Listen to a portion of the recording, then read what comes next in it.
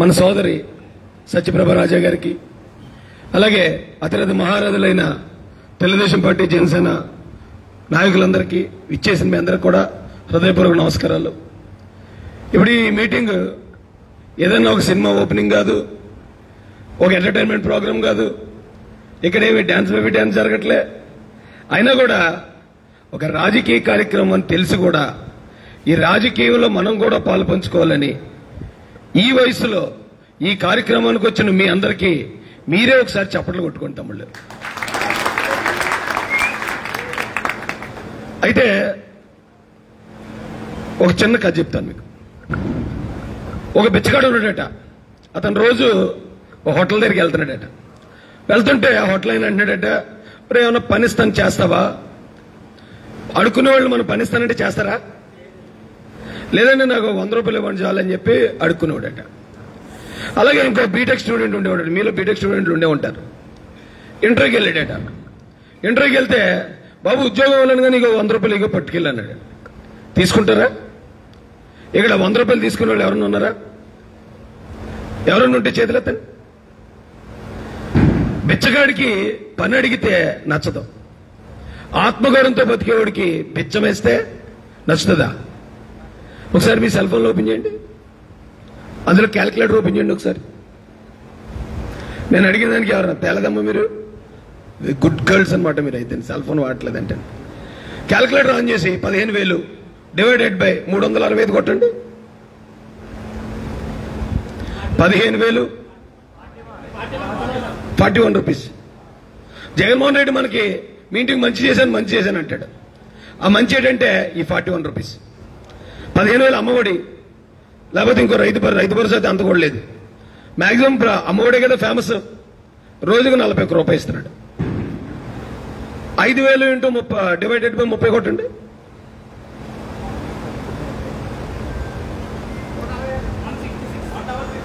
166. 160 రూపాయలకి ఈ రోజున మన ఇంట్లో పనిచేసే అక్క చెల్లెమ్మ కూడా పనిచేయట్లేదు. ఈ రోజున హైదరాబాద్ వెళ్ళిపోతే 4 ఇళ్లలో పనిచేసుకుంటే మన అక్క చెల్లెలకి నెలకి 20,000 సంపాదిస్తున్నారు. అంటే ఈ రాష్ట్రంలో ఉన్న ప్రజలు దాదాపు 2.5 లక్షల మంది గ్రాడ్యుయేట్లని, బీటెక్ చదువుకున్న ఇంజనీర్లని, ఎంబీఏ చేసిన వాళ్ళని రోజుకు 166 రూపాయల జీతానికి వాలంటీర్లు చేసేసాడు. వాలంటీర్లు చేసింది మళ్ళీ ఎవరిని చేశాడు? మంచి వయసులో ఉన్న పిల్లల్ని. 5 సంవత్సరాల వాళ్ళ వయసు. ఇప్పుడు జాబ్కి ఒక ఏజ్ లిమిట్ ఉంటుంది. 5 సంవత్సరాల కాలం గడిచిపోతే తర్వాత వాళ్ళు ఎందుకు పనిచేయరు?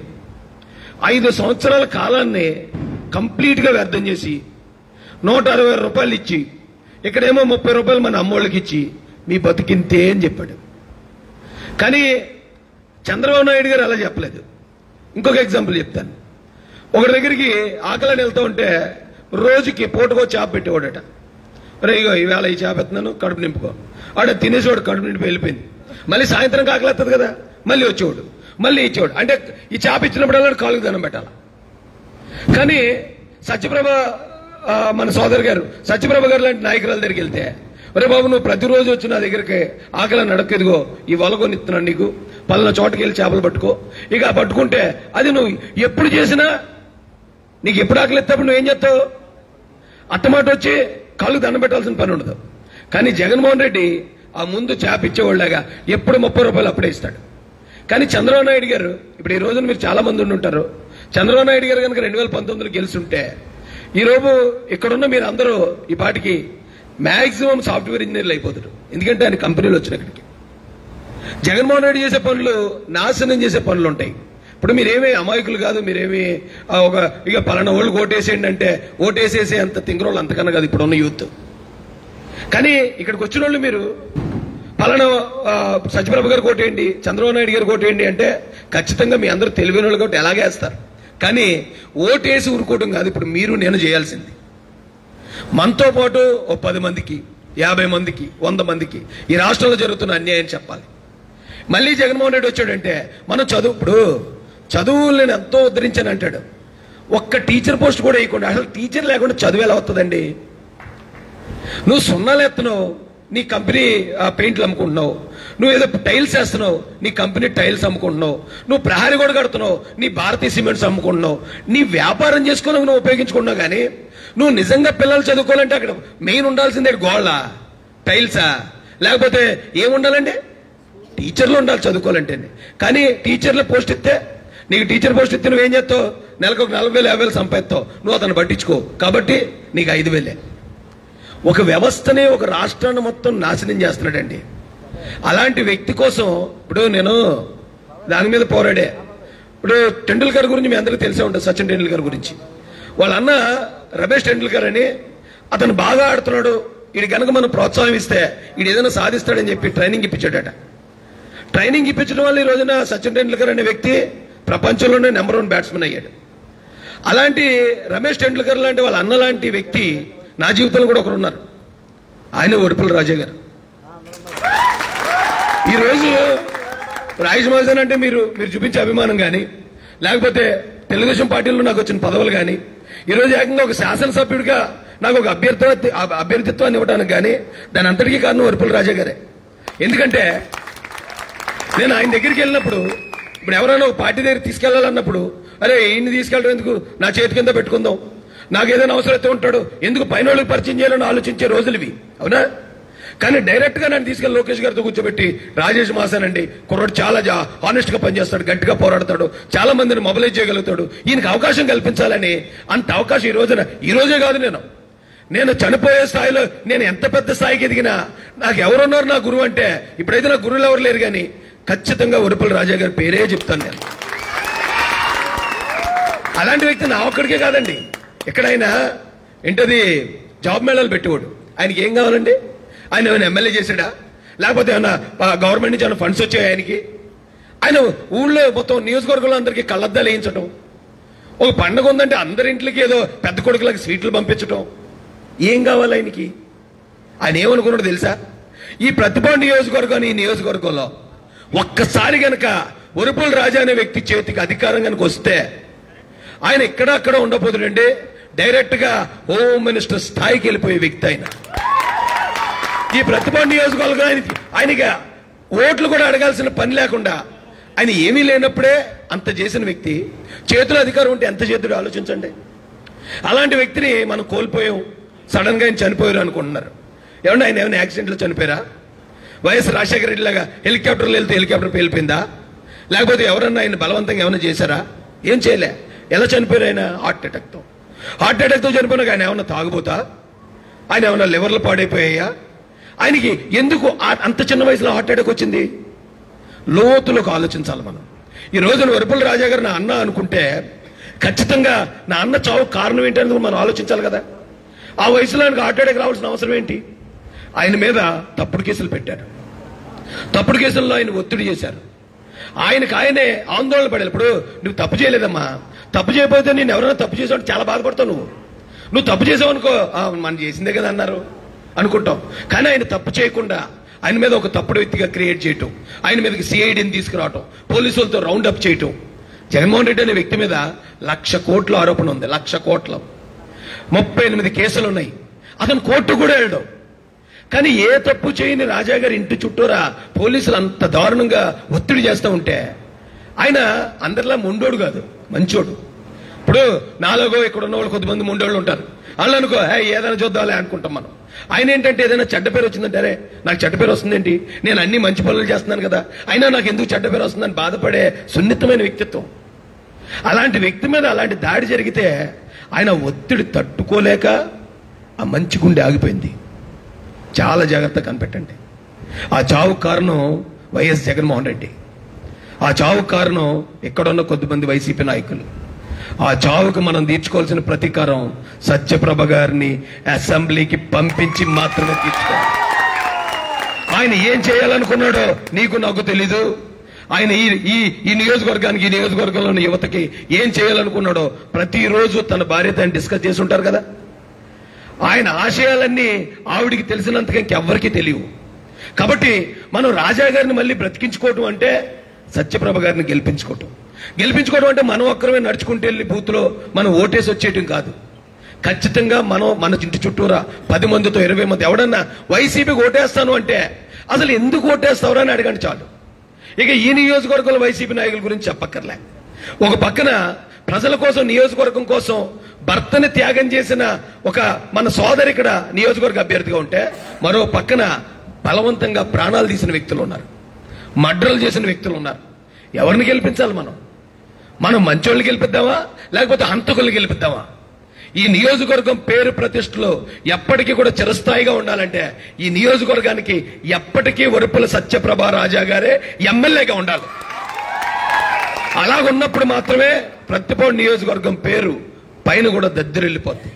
ఈ రోజున నాలాంటోడికే ఏమీ లేదు, పెద్ద పరిచయం లేదు నాకు ఆయనతో. ఈ రోజు నేను ఇక్కడ ఈ స్థాయిలో ఉన్నానంటే దానికి కారణం వరుపుల రాజా గారు మాత్రమే. అలాగే ఇక ఈ నియోజకవర్గంలో ఉన్న మీ గురించి ఆయన ఎంత గొప్పగా ఆలోచించుంటాడండి. చాలా జాగ్రత్తగా అర్థం చేసుకుంటాం. ఇది నేను ఆవిడ కోసం మిమ్మల్ని అందరినీ రిక్వెస్ట్ చేస్తున్నాను. ఏం రిక్వెస్ట్ చేస్తున్నానంటే మీరు కూడా వెళ్ళి, ఇప్పుడు నేను మిమ్మల్ని ఎలా రిక్వెస్ట్ చేశానో మీరు కూడా గ్రామాల్లోకి వెళ్ళి అలా రిక్వెస్ట్ చేయండి. తెలుగుదేశం పార్టీ వస్తే, పైన చంద్రబాబు నాయుడు గారు వస్తే మీరు అందరి జీవితాలు మారిపోతాయి. ఇప్పుడు నెలకి 10 లక్షలు సంపాదించుకునే సాఫ్ట్వేర్ ఇంజనీర్లు ఉన్నారు. ఆ సాఫ్ట్వేర్ ఇంజనీర్ చంద్రబాబు నాయుడు గారి వల్ల వచ్చినాడు, అంతేగాని జగన్ రెడ్డి వల్ల ఒక్క ఇంజనీర్. ఏమంటే మిమ్మల్ని అడుగుతున్నాను, మీ ఏరియాలో ఎవరన్నా ఈ మధ్యలో పోలీస్ ఆఫీసర్ ఒక ఎస్ఐ అయినోడు ఎవడన్నా చేతులు ఎత్తండి. ఒక ఎస్ఐ కాదు, పోనీ వదిలేద్దాం, ఒక గ్రూప్ 4 కానీ, ఒక టీచర్ కానీ, ఒక గవర్నమెంట్ ఎంప్లాయ్, ఒక లేదంటే ఏదైనా ఫ్యాక్టరీలో ప్రైవేట్ ఎంప్లాయ్, ఓ సాఫ్ట్వేర్ ఇంజనీర్, వాలంటీర్లు అయ్యారు. అంటే వాళ్ళంతకు ముందు గ్రామ సేవకులు అనేవాళ్ళు. ఎవరికి ఇచ్చేవారంటే ముసలోళ్ళకి ఇచ్చేవారు. ముసలోళ్ళు చేసేవారమ్మా, గుర్తుందా నీకు? ఆ గ్రామ సేవకులు అనేది ముసలోళ్ళు కర్ర పట్టుకుని డబ్బు కొట్టుకుంటూ ఆ ఏజ్లు ఇచ్చేవారు. అలాంటిది ఈ రోజున కణకణమనే యువతకి గ్రామ నౌకరులు చేసి మనందరినీ ఆత్మగౌరవాల మీద దెబ్బ కొడుతూ మన అందరినీ కూడా అవమానిస్తున్నాడు జగన్ రెడ్డి. అలాంటి వాడిని మనం నిజంగా 2024లో సైకిల్ గ్లాసు గుర్తు మీద గుద్ది ఆయన్ని పంపించాలి. చూడండి, ఇంతమంది జీవితాన్ని, అది ఓన్లీ యువతనే కాదు, యువతను నాశనం చేయడం రాష్ట్రాన్ని నాశనం చేశాడు. కేవలం అతను ఒక్కని స్వలాభం కోసం, అతని కేసుల కోసం, అతను జైలు పోకుండా ఉండటం కోసం మన వాళ్ళకి డబ్బులు అలవాటు చేసి నేను డబ్బులు ఇస్తున్నాను. ఇంతకుముందు ఎవరిచ్చారు మీకు డబ్బులు? మన వీధిలో ఒక సిమెంట్ రోడ్డుకి వేయాల్సిన డబ్బులు ఒక 50 లక్షలు అయితే ఆ 50 లక్షలు అట్టే పిట్టే ఉన్న ఇళ్ళోళ్ళకి ఒక్కొక్కరికి 30 రూపాయలు పంచిస్తే అయిపోతాయి రోడ్డు వేయకుండా. అదే మనం కోరుకునేది? ఒక్కసారి ఆలోచించాలి. నేను ఎంత చెప్పాను ఎగ్జాంపుల్. మనం బిచ్చగాడు మెంటాలిటీ ఉంటే మనకు జగన్ నచ్చుతాడు. మనకు ఆత్మగౌరవంతో బతికే ఆంధ్రుడి మెంటాలిటీ కనుక మనకుంటే 200% ఇక్కడ చంద్రబాబు నాయుడు గారు, పవన్ కళ్యాణ్ గారు మాత్రమే నెగ్గుతారు. అది ఆంధ్రులకు నిజంగానే ఆత్మగౌరవం ఎక్కువ, పౌరుషం ఎక్కువ. 200% రేపు జరగబోయేది అదే. 175కి 160 పైన గెలిచేస్తున్నాం మనం. 160 పైన. సైకోలు ఎవరైతే ఉన్నారో తొప్పలు పట్టించైపోతున్నారు 2024 తర్వాత. ఇప్పుడు దాకా ఒత్తిడి చేసి ఎవరినైతే అమాయకుల్ని అన్యాయంగా అరెస్టులు చేయించటం, వాళ్ళ మీద దొంగ కేసులు పెట్టడం, వాళ్ళ మీద దాడులు చేయించటం, ఇలా చేసిన ప్రతి ఒక్కడు 100% అప్పచెప్తారు. అవన్నీ పేర్లు కూడా లోకేష్ గారి రెడ్ బుక్ లో ఆల్రెడీ రికార్డ్ అయిపోయి ఉన్నాయి. ప్రతి నియోజకవర్గానికి రెడ్ బుక్ ఉంది, ప్రతి నియోజకవర్గంలో జరుగుతుంది. అయితే మనం చేయాల్సిందల్లా పని చేయాలి. మోసపోతున్నారు కదా పక్కన, ఆ మోసపోయే వాళ్ళకి మనం వెళ్ళి చెప్పాలి. నేను చెప్తున్నాను, ఇప్పటికీ కాదు ఎప్పటికీ చెప్తాను, రాజా గారి ఆశయాలు ముందుకు వెళ్ళాలంటే, మన నియోజకవర్గం బాగుపడాలంటే వరుపుల సత్యప్రభ రాజా గారిని ఏం చేయాలండి మనం? సత్యప్రభ రాజా గారి నాయకత్వం, రాజా గారి నాయకత్వం, వరుపుల రాజా గారి నాయకత్వం, ఆయన నాయకత్వం ఎప్పుడు వర్ధిల్లుతూనే ఉంటది మన సోదరు రూపంలో. అది చాలా జాగ్రత్తగా గమనించండి. మీరు నాకు పర్మిషన్ ఇస్తే ఈవేళ నేను ఆల్రెడీ ఆ నియోజకవర్గానికి వెళ్ళాను, ఇప్పుడే వచ్చాను. అసలు దొంగడేద్దాం అనుకున్నాను ఈ మీటింగ్కి, కానీ అమ్మ కూడా ఉన్నారని చూశాను, ఫోటో చూశాను. వాళ్ళు వెళ్ళలేదు, అయితే వెళ్దాం అని చెప్పేసి వెంటనే లెగిసి వస్తాను. ఇందుకే మీ వదింది 4 సంవత్సరాలకు ఒకసారి పుట్టినరోజు వస్తుంది, ఈ రోజే పెద్ద గొడవ అయిపోద్ది. ఈవేళ వెళ్దాం అనుకున్నాను కానీ ఎలాగొచ్చాను. కాబట్టి మీరు పర్మిషన్ ఇస్తే నేను బయలుదేరి వెళ్తాను.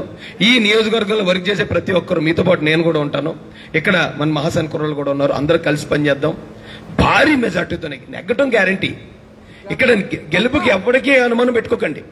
ఎవడన్నా ఒకవేళ ఒకటే అనుమానం ఉంటారే, నువ్వు రావాల్సింది ఎమ్మెల్యే అభ్యర్థి దగ్గరికి కాదు, ఎమ్మెల్యే గారి దగ్గరికి రాని తీసుకురండి. ఆవిడే ఎమ్మెల్యే, రేపు ప్రతిపాడు నియోజకవర్గానికి ఆవిడ ఎమ్మెల్యే కాబోతున్నారు. ఇది రాసి పెట్టుకోవచ్చు మన అందరం. అందులో ఏ విధమైన డోకాలు లేదు.